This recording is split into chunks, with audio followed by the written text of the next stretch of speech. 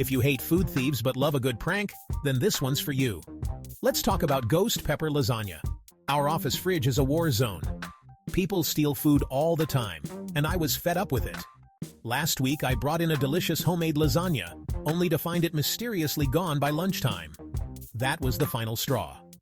So the next day I brought in a special lasagna. This one was loaded with ghost pepper flakes.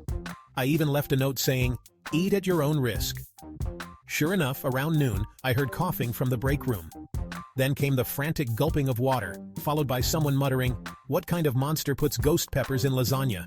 No one's stolen my lunch since." And my lasagna? Still delicious. Moral of the story: sometimes you've got to turn up the heat to cool down the thieves.